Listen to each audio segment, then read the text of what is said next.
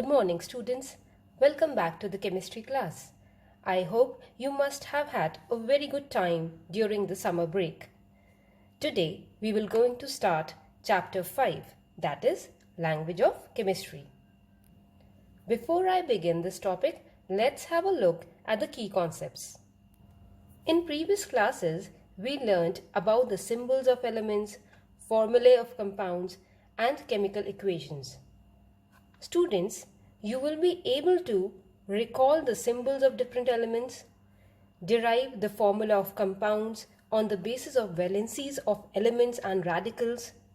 You will be able to write chemical equation of the reaction and balancing of the chemical equations by applying the law of conservation of mass.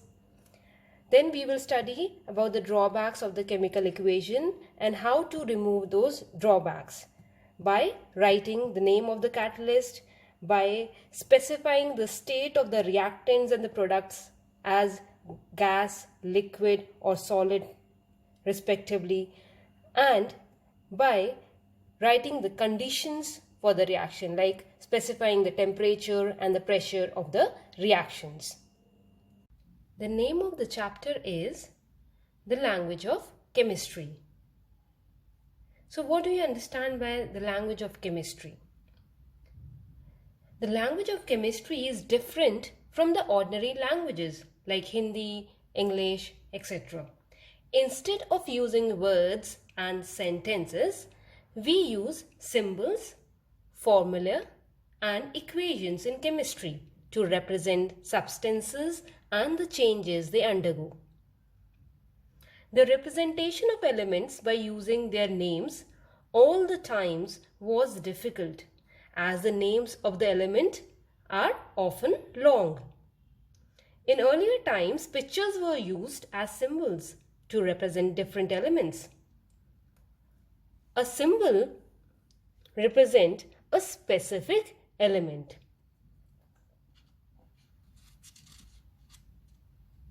But as the research and studies continued, the number of known elements increased. This made it very difficult to write picture symbols of every element. Therefore, chemical symbols came into existence. Chemical symbols not only saves time but makes our learning and understanding quick and easy. Let us understand with the help of the examples. These are few names of the elements: sodium, copper, iron. We have to find out the symbol. Now the symbol has been derived from the Latin name. For say sodium is natrium. So symbol will be Na. Copper, symbol for copper is Cu, which has been derived from the Latin name cuprum. Iron, symbol for the iron has been derived from the Latin name, that is ferrum. So symbol is Fe. Now, what is the importance of these symbols? What are they telling us? The importance of symbol has been divided broadly into two categories: qualitative significance and quantitative significance. Qualitative significance, here we are trying to find out the name of the element from the given symbol. Okay, for example, Hg. Hg is a symbol for mercury. Sn is a symbol for tin. So just by looking at the symbols, we can tell the name of the elements. Okay. Now is quantitative significance. It tells one atom of the element. Just by looking at the symbols, you can say Na. This is one atom of sodium. Cu, this is one atom of copper. Fe, this is one atom of iron, and so on. So the symbols tells you one atom of the element. Okay. Second, atomic weight in AMU. We will see in the periodic table that every element is having the atomic weight with it.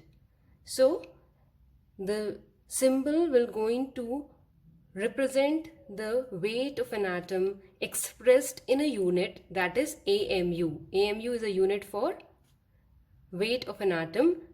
AMU stands for atomic mass unit. Okay, so this C symbol is for the element carbon, and it shows one atom of the carbon and 12 parts of weight of the carbon. 12 parts by weight of the carbon. So this is the importance of the symbol. Students, let's recall how to write down the symbols of elements. Each element is represented by a separate symbol, which is usually the first letter of the name of the element. The symbol is written in capital letter. For example, hydrogen is denoted by the symbol H. Boron is denoted by the symbol capital B. Oxygen is denoted by the symbol capital O. Next is when two or more elements names start with the same letter.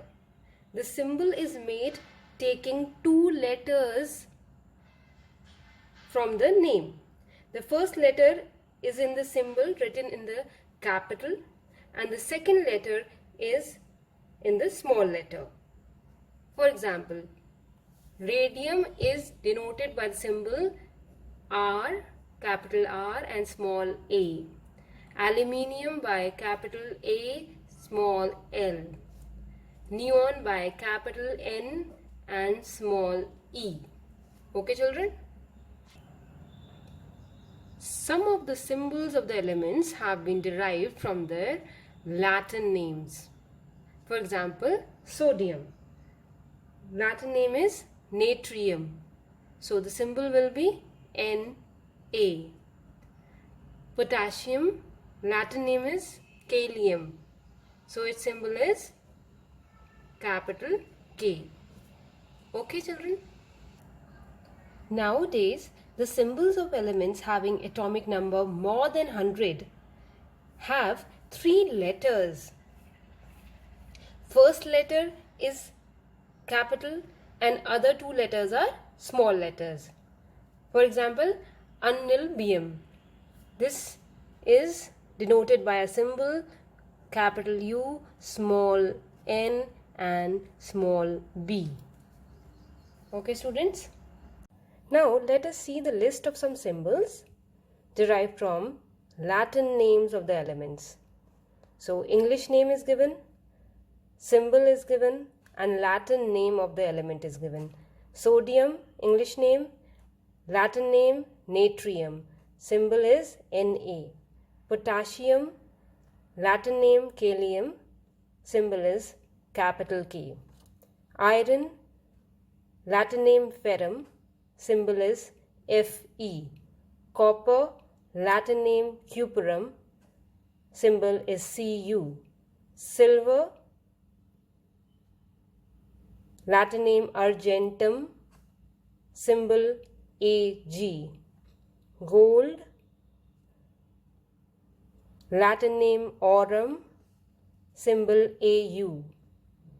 Mercury, hydrargyrum, Latin name, symbol Hg. Lead, plumbum, Latin name, and symbol is Pb. Tin, Latin name stannum, symbol Sn. Tungsten, wolfram, and symbol is W.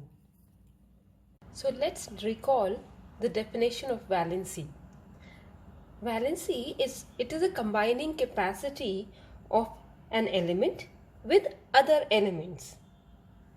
Or you can say valency is the number of the electrons an atom can donate or accept to form a chemical bond with another atom.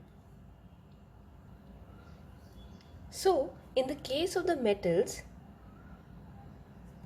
to complete the octet, or you can say to complete the 8 electrons in the outermost shell, the number of the electrons lost by an atom will tell the valency of a metal. How many electrons have been lost by an atom tells the valency of a metal. Okay. For example, potassium. So potassium atomic number is 19. Electronic configuration will be, how will you distribute the 19 electrons in different shells? First shell 2 electrons, then 8 electrons, third 8 electrons, and then last 1 electron. So to complete the octet, right, in the last shell, if I want to make it 8, the atom will going to remove 1 electron from the outermost shell. So electron lost will be 1, and hence the valency of the potassium becomes 1. Okay. Now, if we study the non-metals, to complete the octet, to complete the 8 electrons in the outermost shell, the number of electrons gained by an atom, over here, gained by an atom, will tell the valency of the non-metals. So, chlorine atomic number is 17. We will try to find out the electronic configuration. We will distribute these 17 electrons in different shells. First shell always 2 electrons, then 8 electrons, then last 7 electrons. So to make it 8, it needs how many electrons? 1 more electron. So electron gain will be 1. Hence the valency of the chlorine will also be 1. How many electrons gained? 1. Hence the valency also becomes 1. So in the case of the metals, the valency of the metal is determined by the number of the electrons lost by an atom. And in the case of the non-metals, the valency of the non-metals is determined by the number of electrons gained by an atom. Okay children, remember this. Now students, let's try to find out the valency of the atoms of the element. In this type of a compound where hydrogen is attached to another atom of the element, then the valency of that particular atom, here in the case of the methane, valency of carbon becomes 4. Now how can we get this 4 valency? As we can see, the hydrogen atoms are 4 hydrogen atoms. 4 hydrogen atoms, they have combined with 1 carbon atom. So the valency of the carbon becomes 4. Or we can say valency is numerically equal to the number of the hydrogen atoms that combine with an element. Okay. So in such type of compounds where there is hydrogen attached to the another atom of another element, then you can find out that the valency by the number of the hydrogen atoms which are combined. Now let's check other examples. Water molecule, okay? H2O is a formula for the water molecule. One molecule of water is represented as H2O, where 2 hydrogen atoms are there and 1 oxygen atom is there. So to find out the valency of oxygen, we will see number of the hydrogen atoms. How many hydrogen atoms? 2 hydrogen atoms combined with the oxygen atom. So the valency of the oxygen becomes 2. Okay children? Here the second example, ammonia. Ammonia is written as NH3, where nitrogen is 1 atom and hydrogen 3 atoms. Okay, so 3 hydrogen atoms are combined with 1 nitrogen atom in the case of the ammonia molecule. So valency of nitrogen becomes numerically equal to the number of the hydrogen atoms. How many hydrogen atoms? 3 hydrogen atoms. So valency of the nitrogen becomes 3. Okay children? So this is a way to find out the valency. Now let us find out the valency of the atoms of the elements which are combined with the chlorine atoms. Okay. Over here, this is the formula for the magnesium chloride, MgCl2. So magnesium, how many atoms? One atom is there for magnesium, and chlorine, how many atoms? 2 chlorine atoms are there. They combine to form a compound magnesium chloride. Valency of magnesium will be equal to the number of the chlorine atoms combined with it. So over here we can see chlorine atoms are 2, hence the valency of the magnesium becomes 2. So we can say valency is also numerically equal to the number of the chlorine atoms that combine with an atom of an element. Okay? Let us understand this by taking few other examples. First is aluminium chloride. This is the formula for aluminium chloride, AlCl3. Here aluminium 1 atom and chlorine 3 atoms of chlorine. They combine to form a compound aluminium chloride. Here valency of aluminium will be equal to the number of the chlorine atoms. Chlorine atoms are 3, hence the valency of the aluminium becomes 3. Okay. Here this is the sodium chloride molecule where Na 1 atom of sodium and Cl 1 atom of chlorine, they combine to form sodium chloride. So valency of the sodium will be equal to the number of the chlorine atoms which are combined with the sodium atom. Here valency of sodium becomes 1 because chlorine only 1 atom is combining with the sodium atom. Okay children? Now let us find out the valency of the atoms of the elements in the oxide compounds. Now here we have taken magnesium oxide as an example. Magnesium oxide, the formula is MgO, where we can see magnesium 1 atom has combined with oxygen 1 atom. Okay, so both 1 atoms. Okay, now here we have to find out the valency of the magnesium. So valency of the magnesium will be equal to double the number of the oxygen atoms. Okay, here we can see only 1 oxygen atom. So if we just double it, it will be 2. So valency of magnesium becomes 2. Okay. So let us understand this by taking few more examples. First is calcium oxide. It is written as CaO. CaO is a formula for calcium oxide. Here we can see 1 oxygen atom and 1 calcium atom is there, right? So we have to find out valency of calcium in calcium oxide compound. Here the valency of the calcium will be twice the number of the oxygen atoms. So here it will be oxygen, here it is 1. So it will be 2 into 1, that is 2. So calcium valency becomes 2. Okay. Now here the second example is carbon dioxide.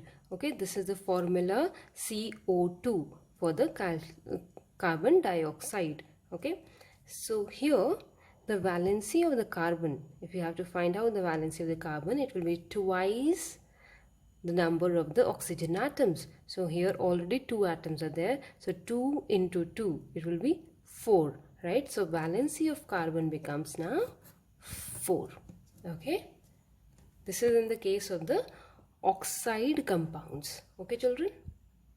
Students, we can classify the elements into 4 different types on the basis of the valency. Okay, so first type is monovalent element, second is divalent elements, third trivalent elements, and fourth tetravalent elements. Okay, so first category, monovalent elements, the elements which have valency 1. Mono means one, valent means valency. So all those elements which have the valency 1, they are considered as monovalent elements. Now a few examples are there which you have to learn. Sodium and potassium. Here the valency of sodium and potassium will be 1. Okay. Second category is divalent elements. Valency, here the elements will be having 2 valency. Okay, di means 2, valent means valency. So elements having the valency 2. Examples, oxygen and magnesium. Okay. Third category is trivalent elements. Elements whose valency is 3. Valency is 3. Okay. Examples, nitrogen and phosphorus. They have 3 valency. Okay. The last category is tetravalent elements. Those elements whose valency is 4, they are considered under the tetravalent elements. Example, carbon and platinum. These few examples you have to remember. Okay, children?